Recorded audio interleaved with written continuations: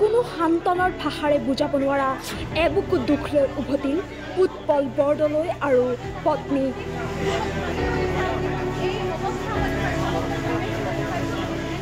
জন্মৰ পিছতেই নিজৰ সন্তানক নিচুকাইছিল উৎপল বৰদলৈয়ে।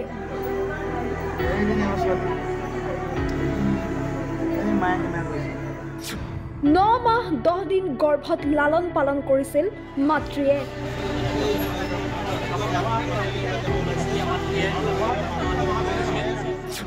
নোপোৱাৰ বেদনাতকৈ পাই হেৰুৱাৰ দুখ কোনে পাহৰাব?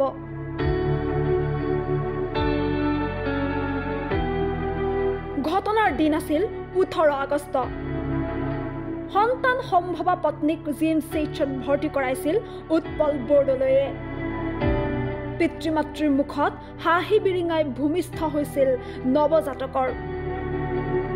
পিতৃ মাতৃৰ ওঠত হাঁহি বিৰিঙি উঠোতেই নামি আহিল যেন ঘোৰ অমানিশা। GMCHৰ ভুলৰ বাবেই মৃত্যু হ'ল নৱজাতক সন্তানৰ।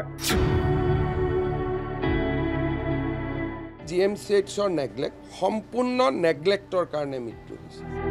ইয়াৰ পিছৰ কাহিনী GMCHৰ এক কলা অধ্যায়। সমগ্ৰ ঘটনাৰ তদন্ত কৰি মুখ্যমন্ত্ৰীয়েও কৈছিল GMCHৰ এই ভুল অক্ষমনীয় ভুল। দায় সাৰিব পৰা ঘটনা নহয়, এইটো এটা মানৱীয় ভুল। ভুলটোক আমি ভুল বুলি ক'ব লাগিব। তাক বেলেগ কথা কৈ ভুলটো নহয় বুলি কোৱাৰ চেষ্টা কৰাটো মই উচিত বুলি নাভাবোঁ। এইটো এটা ভুলো হৈছে আৰু অক্ষমনীয় অপৰাধো হৈছে। এইটো একেবাৰে উচিত নহয়। মই নিজে অত্যন্ত দুখ আৰু লাজ পাইছোঁ যে এনেকুৱা ঘটনা আমাৰ মেডিকেল কলেজখনত হৈছে। মই নিজে অত্যন্ত লাজ পাইছোঁ, বুজাব নোৱাৰাকৈ মই লাজ পাইছোঁ। এটি নৱজাতকৰ মৃত্যুৱে উদঙাই দিছে GMCHৰ সোপাঢিলা ব্যৱস্থা। ঘটনাৰ ক্ষীপ্ৰ তদন্তৰ নিৰ্দেশ দিছে মুখ্যমন্ত্ৰীয়ে। কিন্তু কেৱল তদন্ত আৰু সান্তনা বাণীয়ে জানো বুকু জোৰাব পাৰিব দুৰ্ভগীয়া পিতৃ মাতৃৰ? মই আহিছিলোঁ এটা আশাত কৰি, কিন্তু খালী হাতে উভতিব লগা হ'ল GMCHৰ পৰা। GMCHৰ ডক্টৰৰ গাফিলতিৰ বাবে সুদাওঁতে উভতিছোঁ ঘৰলৈ। কিন্তু মানুহে ইয়াত আশা কৰি আহে।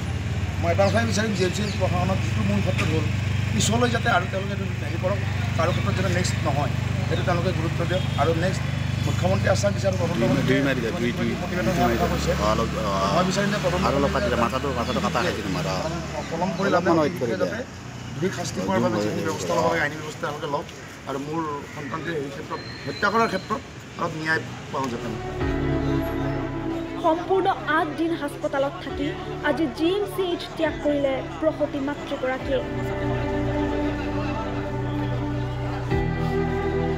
চকুলো টুকি সুদা হাতেৰে উদং বুকুলৈ ঘৰলৈ উভতা এই মাতৃৰ দৃশ্য দেখিলে আপোনাৰো চকু সেমেকি উঠিব।